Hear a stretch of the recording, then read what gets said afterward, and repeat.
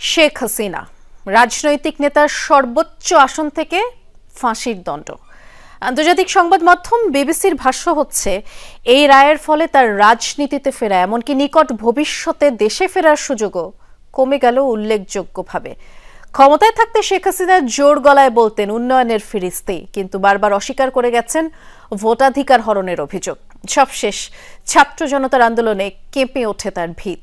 রাষ্ট্রীয় বাহিনীর সর্বোচ্চ অপব্যবহার আর গুম খুনের অভিযোগ মাথায় নিয়ে দেশ ছেড়ে পালিয়ে যেতে হয় তাকে। আর ওই ধারাবাহিকতায় আজ এলো ফাঁসির দণ্ডের রায়।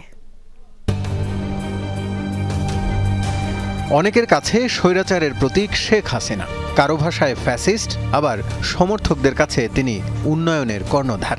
২৪-এর ৫ আগস্ট ছাত্র জনতার আন্দোলনের মুখে পালিয়ে যাওয়ার আগ পর্যন্ত তার প্রতাপ দুর্দণ্ড। ১-২ বছরে তৈরি হয়নি এই অবস্থা।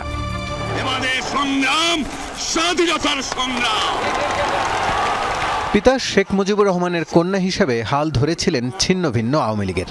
সভাপতি হিসেবে নেতৃত্বে আসেন ১৯৮১ সালে। এর আগে ৭৫-এর ১৫ই আগস্টের নৃশংসতার পর ৬ বছর কেটেছে অনেকটা নির্বাসনে। ধীরে ধীরে জনপ্রিয় হন কর্মী ও সমর্থকদের কাছে।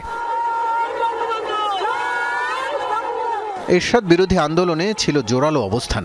৯১-এর সংসদ নির্বাচনে দল হেরে গেলেও ফল ঘরে তোলেন ৯৬-এর ভোটে। প্রধানমন্ত্রী নির্বাচিত হন প্রথমবার।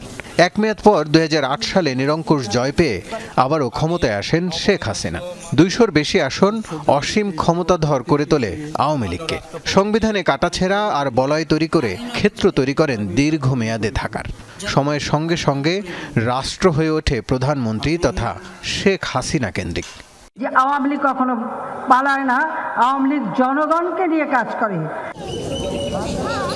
২০১৪, ১৮ ও ২৪ সালে ৩ দফায় একবার এক কৌশলে নিজের আসন টলতে দেননি তিনি।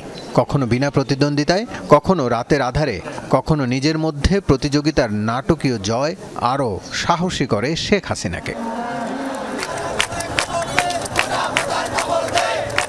২০২৪ সালে জনমানুষের ক্ষোভ গিয়ে রাজপথে মিলিত হয় শিক্ষার্থীদের সাথে। কোটার দাবিতে আন্দোলন পরিণত হয় রাষ্ট্রের বৈষম্য দূরীকরণের হাতিয়ার হিসেবে।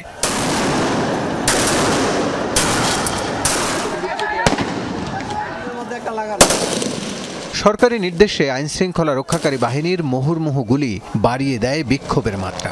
প্রাণ যায় কয়েকশো মানুষের, তবু ক্ষমতায় টিকে থাকার আপ্রাণ চেষ্টা চালান শেখ হাসিনা। এই যে মেধা আর কোটা নিয়ে, তো কোটার মেধা তো এক জিনিস না, তো এইখানে দ্বন্দ্বটা সৃষ্টি করে, এটা একটা ট্যাকটিক্স। শেষ পর্যন্ত ক্ষোভে ফেটে পড়া জনস্রোত তার সে আশা পূরণ হতে দেয়নি। গণভবনে মানুষের ঢল পৌঁছানোর আগেই ভারত চলে যান দাপুটে প্রতাপশালী এই নেতা।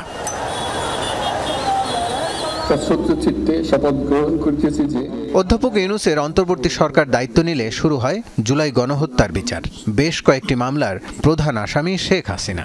প্রধানমন্ত্রীর অফিস থেকে আদালতের দণ্ড ক্ষমতার অপব্যবহারের এক বাস্তব দৃষ্টান্ত। রাসেল আহমেদ, যমুনা নিউজ, ঢাকা।